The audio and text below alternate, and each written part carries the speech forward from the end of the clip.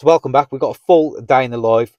Everything you see in this video, I've done on the same day. I've done the same type of video a few weeks back. A lot of people said they really liked it, so I said I'd do another one. Here it is. We've got 2 boiler breakdowns, 2 plumbing repairs. We've got a Worcester that sounds like a tractor, a Potterton that's all flooded on the inside, the weirdest hot water layer I've seen. Take a look at that and let me know in the comments if you've ever seen anything like this. And a plumbing repair. Now, if you're new to the channel, I'm Luke. I post every Monday and Thursday, 6 PM, and I post everything. Good, bad, indifferent, your fault, my fault. It don't matter. It goes in my videos to help people out and show you what it's like out there in the plumbing world.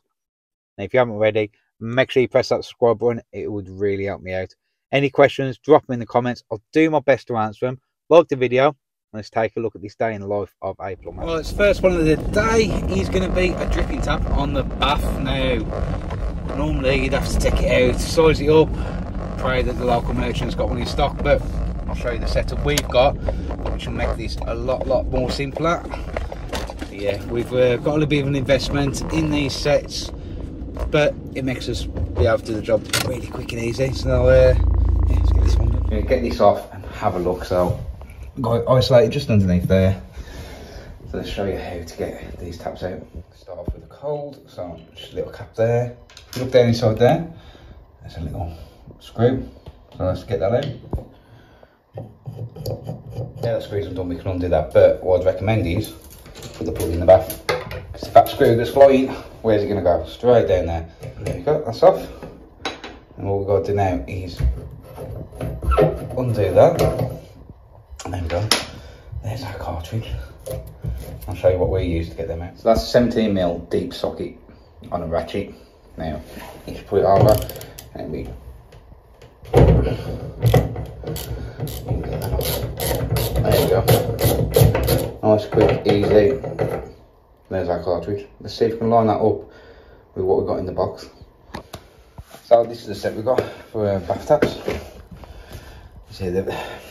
Yeah.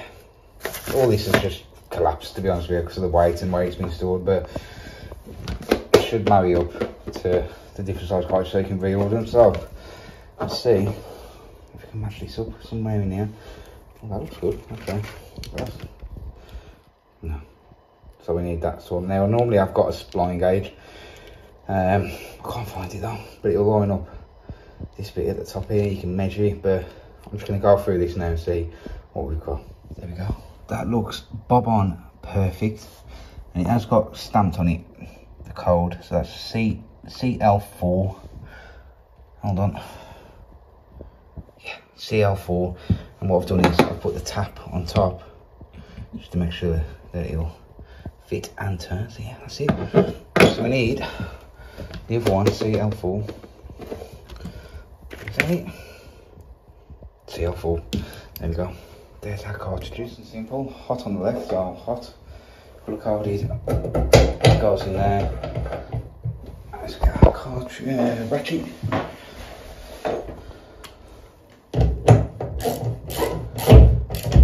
Tighten that. There we go. Put collar back on. Tap it back on. Just make sure that turns. Beautiful. And the screw, let's get that in. There we go, tighten you in. Feel like I went from forever then. There we go. Cap back on. That says cold. That's the wrong one. Oh, is it? Have they mixed up? Have they mixed it up underneath? They might have done. We'll check that. We'll leave the cap off and then we can match them to which is which. But yeah, there you go. I'm just going to do the other side exactly the same. That is job done. Yeah, them cartridges just leave. That's the one for taps on that. That's the bath ones. Then just leave under the seat, making me money whenever I need to. Now these cost a fortune to set up. I think I invested about £350, something like that, in the tool and these sets. But now, when everyone finds me up for a dripping tap, I'm like, yes, I'm there. Not a problem. I'll be right out here. Sometimes it can cause, like with customers, like, you mean in and out in 10-15 minutes. I'm like, oh, I ain't paying that. Like we made £85 now. New year, we've had to put a price above £5. So it was 80. We made £85 minimum charge. Basically £70 plus VAT and an extra pound. just to make it easier for working out and that. So it's £85 plus the set of cartridges.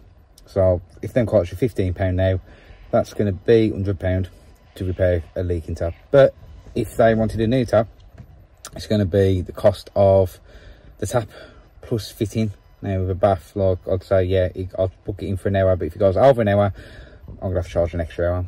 Sometimes it can be a bit of a pain. Plus they've got an expense of the kitchen, the bath tap. So at the end of the day, that tap is just brass now. All the body is brass. It's got 2 new cartridges. It'll last. Well, there we go.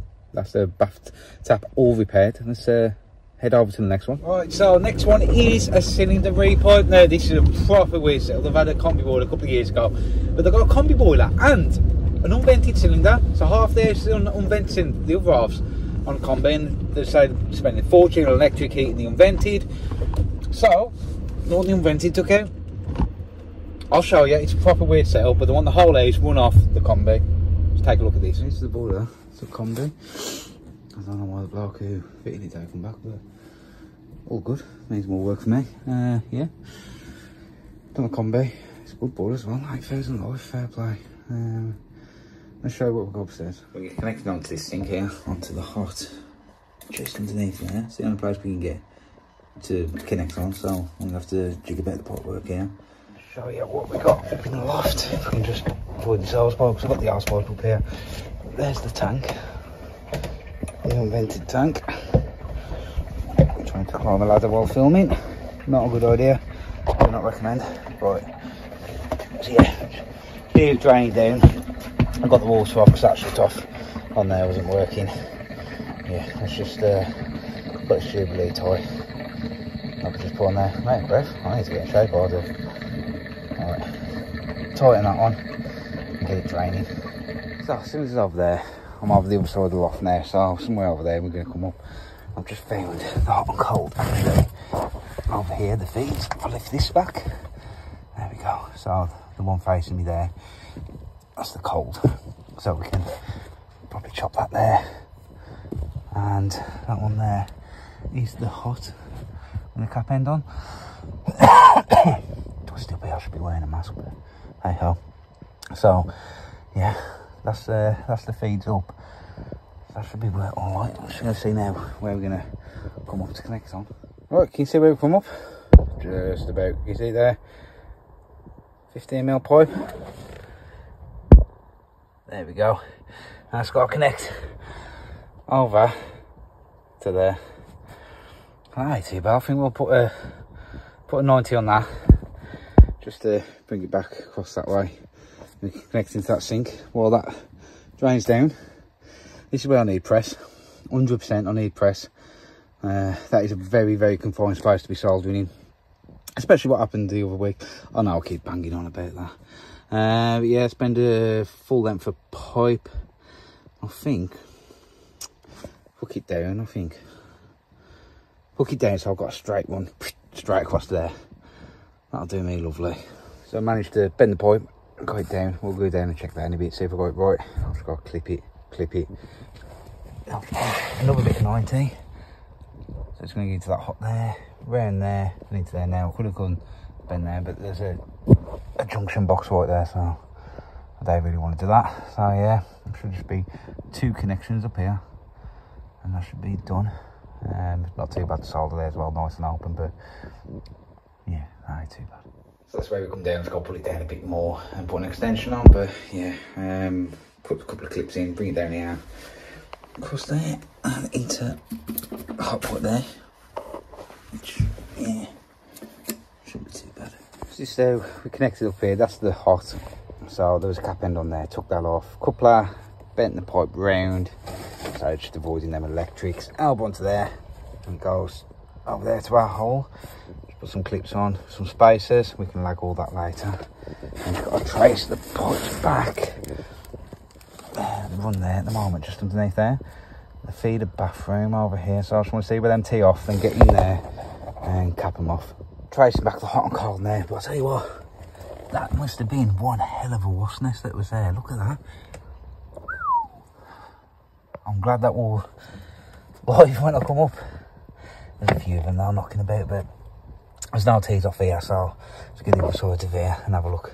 Right, so I managed to cap them just over there. So let's get this hose pipe off, and when I turn the water back on, shouldn't get any water come up here, hopefully. It should just run straight from there to the house. So that's everything there, down from the ceiling, down the wall, out across, in, underneath, into the basin, and that's the same as it was before. Apart from we've got the elbow coming back here. There we go.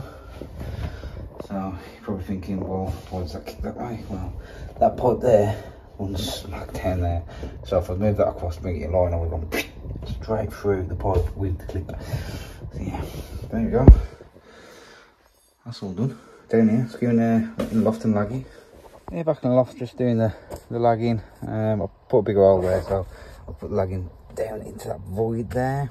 Yeah, that's it. Just going to put the loft insulation back and job done. I haven't really filmed much of this because it's just pretty straightforward. Let me show you a diagram of how it was working before and how we got it plugged up now.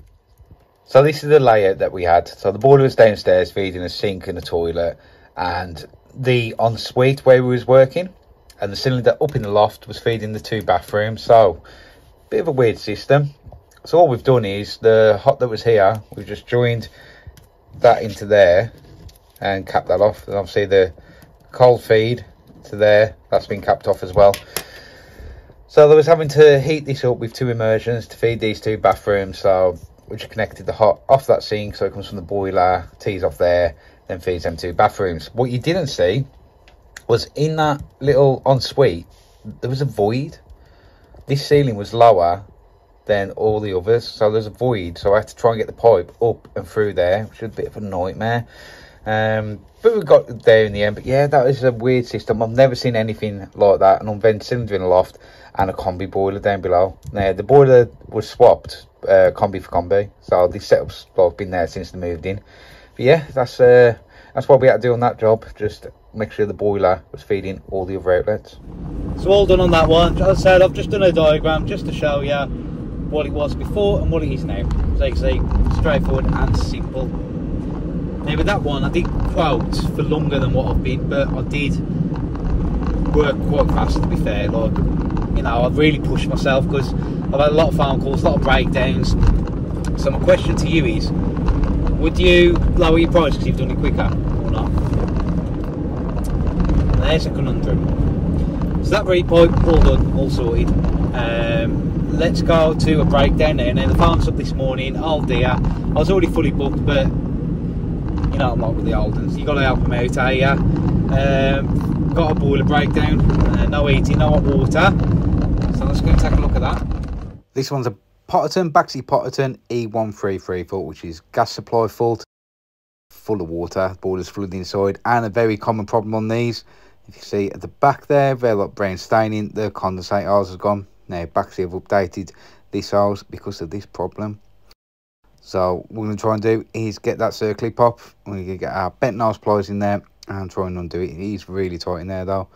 We whip the diverter head off and disconnect it underneath. Then we're going to try and pull it out from underneath, but it's not going anywhere. In the end, we decided to get the burner module out.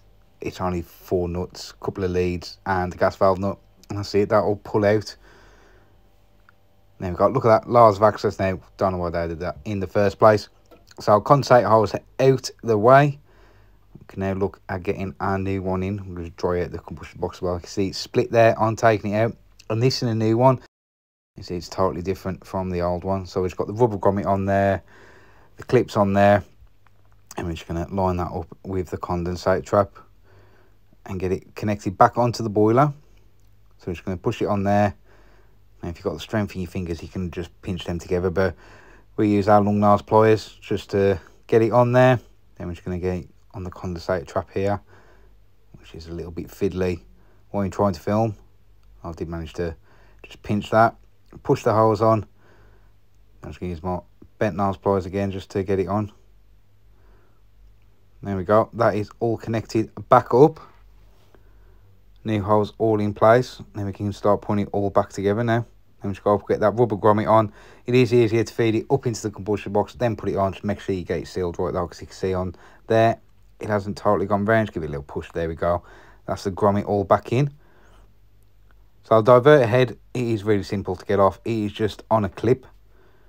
So that just goes through it. Now I'm going to show you how to do it the most awkward way possible. I don't know why I'm making it look a lot harder than what it is. The clip does push in. It just pushes in. I do get there eventually. There you go. Then you just line it up, push it in. That's all in. So I'll put it all back together, power back on. I'm just going to test that everything's worked. We've got to reset it because it'll come back on with the fault. So to reset these, just hold it on reset and let go. That'll reset the boiler. Get it going through the motions again. Just make sure you got a demand on and it all fired up. Happy days. Just going to do 26.9 checks on that. That's that Potterton all fixed. So that Potterton's all done. It's like 6:45. 6:45. I have got to be and get my hair cut though. I had that booked in for about a week now. I was looking a right mess. So yeah, last one of the day is a Worcester. Now we went out to this yesterday, do a full stripper clean. Customer called us up during the Christmas break and said, can you come and do a full stripper clean in the new year? I said, yeah, no problem. It'll be the end of January. He says, I'm having problems with my hot water. I'm like, okay, I'll have a look what I'll do. So I pulled him forward. I didn't realise he had no hot water. The hot water would come on for a minute, then just go off. Now we thought it was the expansion vessel. If you've got hardly any water in a Worcester, you can have problems with the hot water. But done that, it was fine. So what would happen was you'd run the hot water, it'd stay on for a minute, the fan would ramp up, and when it got to full speed, cut out dead. Dead. But it sounds like a tractor, like really loud. So order some parts, let's get in there and get this done, because I want to get home and have my tea. It's getting late. We've got a problem with this fuse, look. Stuck in there. So I'm going to stick a screwdriver in there to try and pop it out, and that is too wide to get in, so I'll have to turn it off with the breaker. Now I've got the case off, you'll hear it a lot better. Listen to this. Turn it on.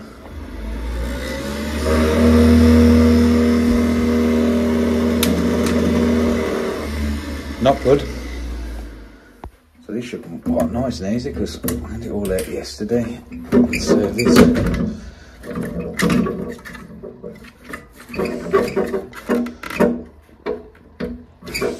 He says, can't get that out. There we go. Electric's off, gas valve out, pull that out. And then we need a 13mm bit just to get this bit out. I'm just going to take the top nut off the boiler. Hot. Forgot the customer's had it on. Bless her, she was an old deal. I couldn't tell her to leave it off all day. Right, so that's off now. What you do is twist. You'll see that's like the locking groove there. If you twist that to there, that'll disengage it. That should get it here. I need two hands, hold on. Oh, got it. Would have been easy for these two hands, but yeah, let's take the fan apart and have a look. So 2 bolts on the fan, you've got one there, and one was in there, I just took it out. We take this one out to get this off. 3 screws, 1, 2, 3. I'm just going to prise that up and out, just like that. Right, let me show you putting it all together. So old fan is out. Let's put that out of the way. Pack our new fan. There it is, new fan. So it comes with all the seals and everything now. I'm going to leave this metal bit off, so let's just screw just there. Undo that. What I normally do is keep the fans facing the same way, so I'll keep them both facing this way. I won't get lost. Screw it there. Transfer it onto there. There we go. That old fan, we don't need seal. It all comes with new seal, so get that out of the way. Also comes with a gasket if you need it. Now I don't need it on this one because I'm a full strip clean yesterday, but comes everything you need in here, so we can keep that gasket. So black O-ring on, and you want to get this assembly on there. There is something called a bearing plate or a flap assembly in there. Just make sure that's okay. That one's fine. You can change them if you want to.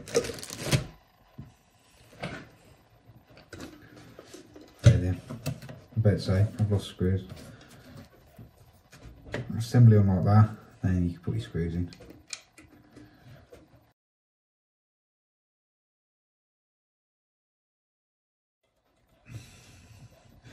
Next up, we want to put the banana on. I'll call it a banana because it looks like a banana. So that goes on like that with the seal on. You could do get your one bolt, goes through there. Get him started. 5mm Allen key.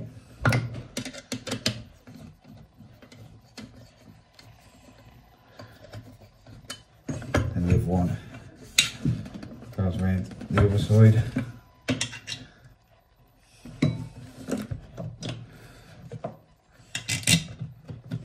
Just like that. I can tighten him in. Tighten both of them. That's it ready to go. That's tight.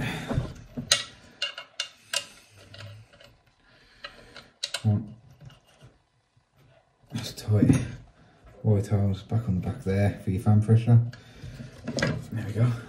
There's one fan ready to go. Let's get him back in.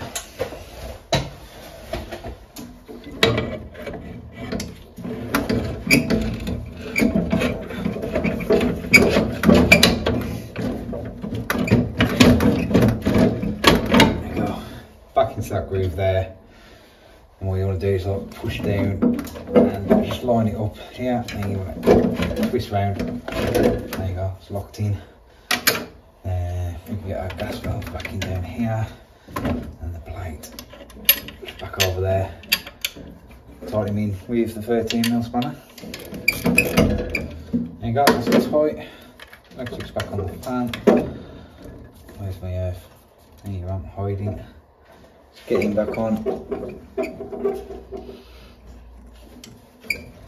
Then we just want to do connect the gas valve. It just pushes down into here. And that way you got it on, because this will pop straight through. Give it a tug. I should be so lucky. Make sure he's in. Last but not least, this stupid thing goes onto here.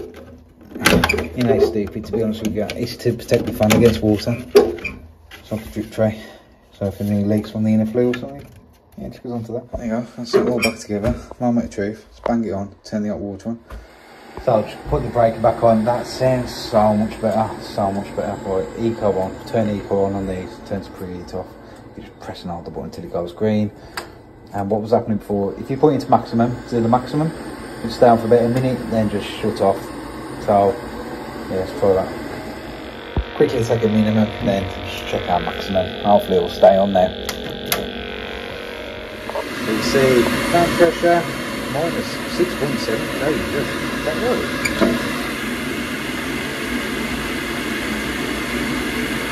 Yeah, zero there.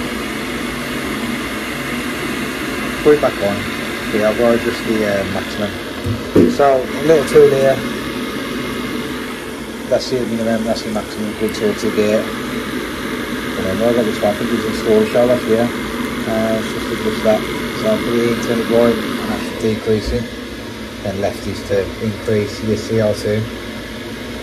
Sorry about the noise, I know that's going to be noisy and the boiler's going to be noisy, but try and show you how to do it in real time.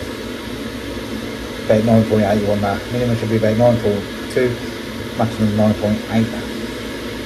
There or thereabouts, that'll be fine, that will 9.9. Still the fan pressure again. 5.8. 5.8. Yesterday when we started we had 4 full slip screen, now we've got 5.7. I'm happy with that. I'm just going to adjust the maximum down to 9.9 again. 9.8, that was fine. Happy days. So we've just done the final reading with the case on, that's absolutely fine. So we're going to go and turn the hot water on. Hopefully it'll actually stay on, the customer can have a shower. Moment of truth, let's go find it. Yeah, that Worcester's all fixed. It was the fan, so I hope I showed you how to do that. It is, there's no point looking at that watch, it's knackered. It's a late one tonight. It's quarter past seven. I've just finished myself, picked up 2 extra jobs that I don't normally do. That's winter for you. Winter is here, so get yourself prepared, lads. If you're gas engineers, if you're apprentices or needs to the business, hope showing you a day in my life has helped you out. If you have subscribed already, make sure you hit that button. I'm going to get myself home now for some tea. Catch you on the next one.